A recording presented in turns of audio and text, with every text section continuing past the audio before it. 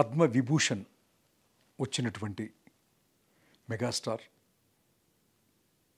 చిరంజీవి అన్నయ్యకి హృదయపూర్వక శుభాకాంక్షలు తెలియచేయటానికి ఈరోజు ఉదయం అన్నయ్యని కలవటం జరిగింది.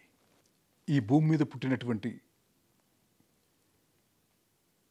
అందరూ అని చెప్పను కానీ కొంతమంది ఎప్పుడోకప్పుడు ఎక్కడో చోట చిన్న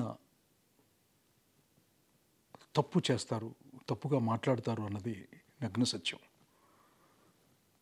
దాదాపు 45 సంవత్సరాల వయసున్న నేనే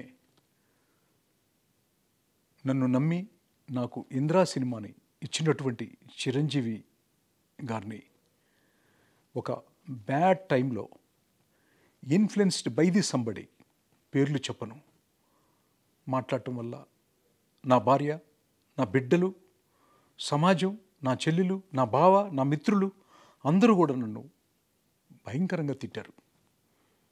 ఆ క్షణం నుంచి మీతో మాట్లాడే ఈ క్షణం వరకు కూడా నేను ఎంతో చాలా మదనపడ్డాను.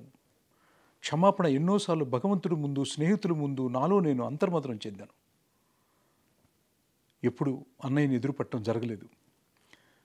పద్మ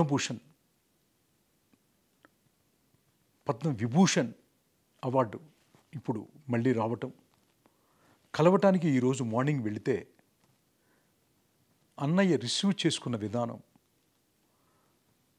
నన్ను పలకరించినటువంటి ఒక పద్ధతి, నా కొడుకు గురించి, నా కూతురు గురించి, నా జీవితం గురించి బాగోగులు అడిగినటువంటి ఒక మహనీయుడు అని, ఆయన ఈ నోటితో తప్పుగా మాట్లాడాను అని క్షమించమని అడిగాను.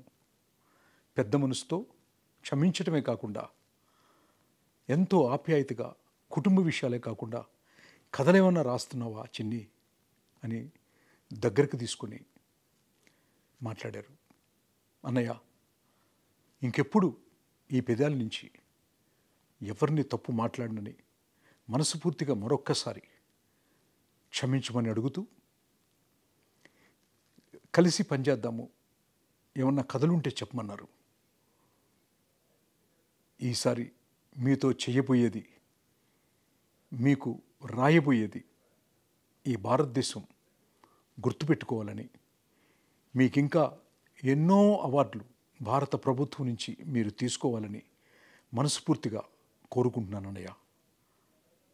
వచ్చే జన్మంటూ ఉంటే మళ్ళీ మీ తోబుట్టుగా పుట్టాలని మనస్ఫూర్తిగా కోరుకుంటూ, I'm sorry my dear brother, extremely sorry.